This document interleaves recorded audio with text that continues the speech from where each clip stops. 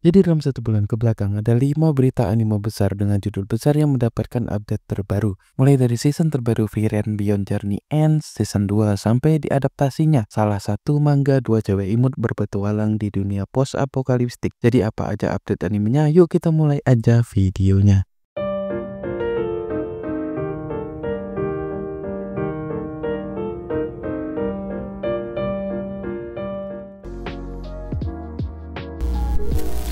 Jadi di ulang tahun ke-10 anime ini, akhirnya One Punch Man Season 3 mendapatkan konfirmasi tayang. Season ketiga ini dijadwalin bakalan rilis pada bulan Oktober 2025 nanti. Jadi masih ada waktu hampir setahun lagi lah ya sebelum kita akhirnya bisa menikmati kelanjutan cerita si botak Saitama dan para pahlawan lainnya.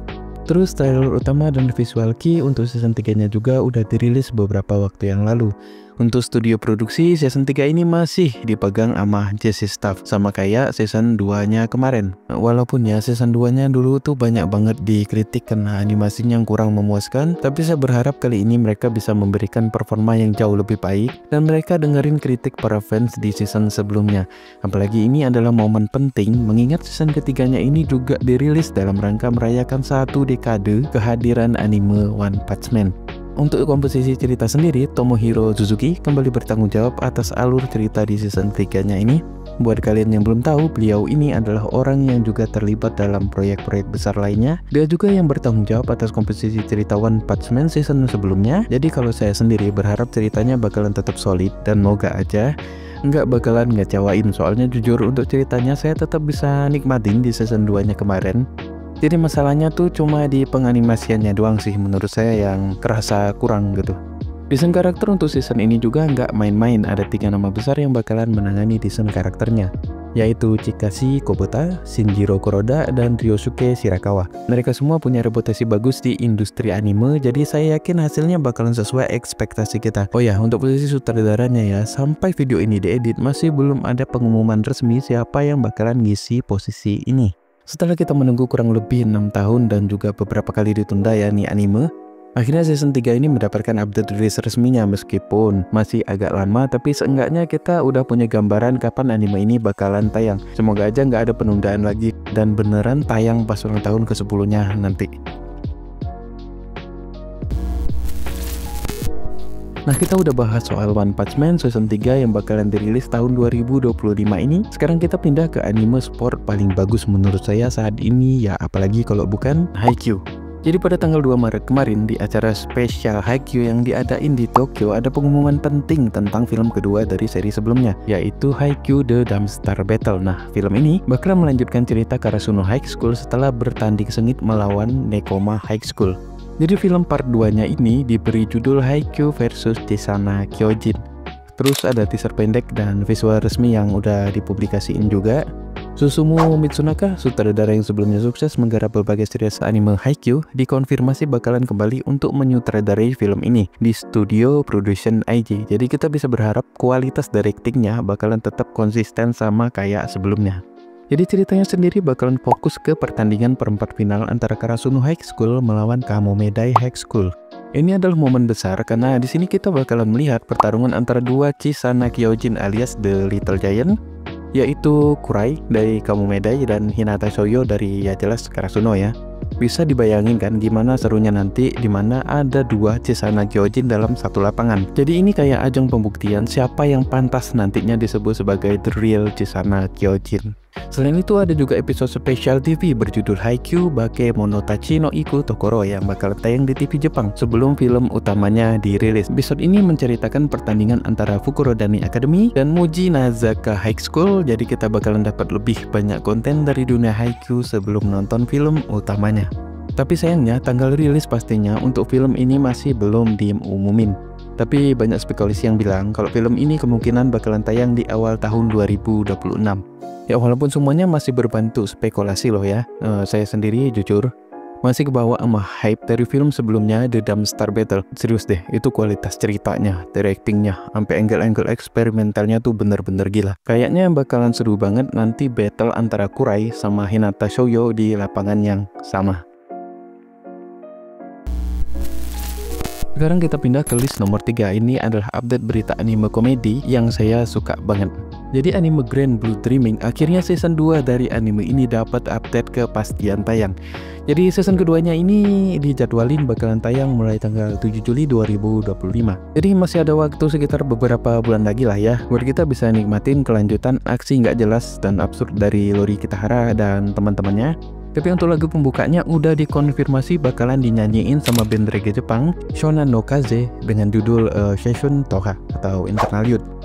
Menariknya lagu ini juga bakalan kolaborasi bareng Atarashi Goko. Jadi kalau ada yang belum tahu siapa sih itu Atarashi Goko, nah ini adalah grup idol Jepang yang lagi naik daun banget belakangan ini. Buat kalian yang belum tahu, coba deh kalian cari di YouTube itu siapa sih sebetulnya Atarashi Goko. Soalnya grup idol ini bener-bener unik. Soalnya beda dari grup idol lainnya yang harus kelihatan cantik terus elegan gitu kan, tapi mereka ini beda. Mereka ini lebih ke arah yang lucu terus absurd banget. Jadi emang Atarashi Goko ya Grand Blue banget.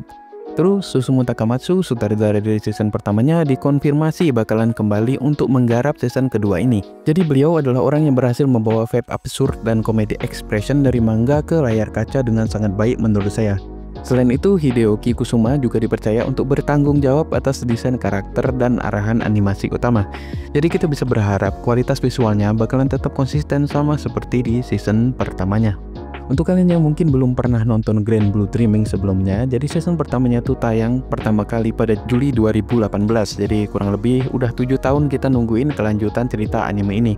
Nah dengan season 2-nya yang akhirnya dapat jadwal tayang, mungkin saya salah satu orang yang bener-bener happy. Soalnya saya entah ngapa suka banget sama komedi di anime ini. Lanjut ke list nomor 4. Nah ini nih yang paling ditunggu-tunggu, anime yang katanya the best anime of all the time ya, apalagi kalau bukan Frieren Beyond Journey Ends, anime yang sampai detik ini masih onggang-onggang kaki di posisi 1 di top anime di My Anime List. Season kedua ini bakalan dijadwalin tayang pada Januari 2026.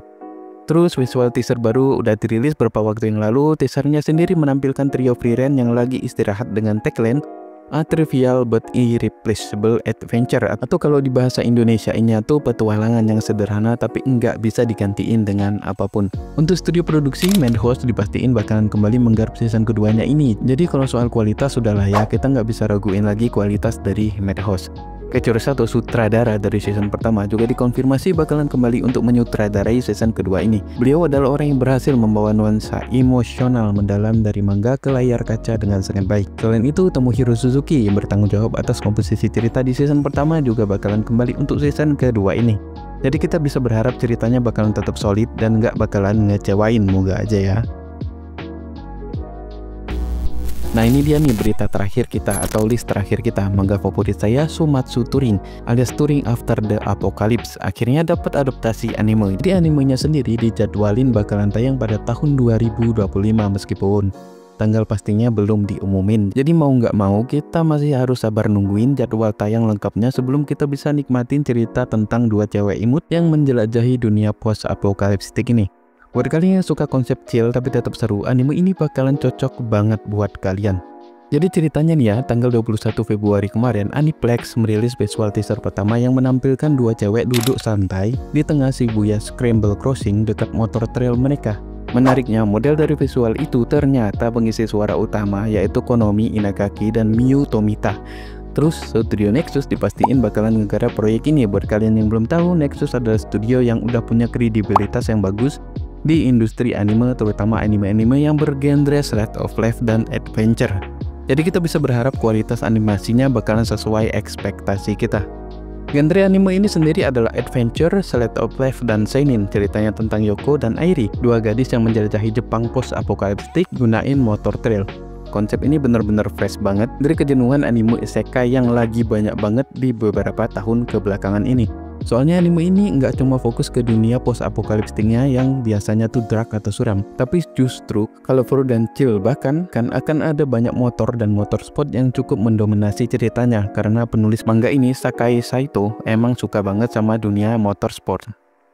Menurut saya pribadi, anime ini bakalan punya daya tarik tersendiri, apalagi buat pecinta motor. Anime ini bakalan kasih banyak detail tentang dunia balap dan juga motorsport. Terus buat kalian yang suka anime slow pace atau chill kayak Eurocamp atau Super Cup, ini juga bakalan worth it banget buat ditonton. Dan nggak kalah penting, elemen misteri di anime ini bakalan memainkan peran besar nantinya. Bakalan ada banyak rahasia dunia post-apokaliptik yang bakalan diungkap selama petualangan Yoko dan Airi. Jadi saya sendiri ikutin manga ini udah dari lama, jadi mungkin nanti untuk Somatsu Touring bakalan saya buatin pembahasan lebih lengkapnya deh, sekaligus ngebahas kira-kira gimana nantinya anime ini bakalan diadaptasi, soalnya ini juga salah satu manga favorit saya. Nah itu dia 5 berita besar terbaru dari dunia anime dari kelima update tadi. Mana nih yang paling kamu tunggu? Tulis pendapat kalian di kolom komentar. Jadi buat kalian yang punya opini, pendapat, kritik, dan saran, silakan tulis di kolom komentar. Jangan lupa untuk like, share, dan subscribe Hitorinime supaya nggak ketinggalan berita terbaru seputar anime. Terima kasih telah menonton dan sampai jumpa di video berikutnya.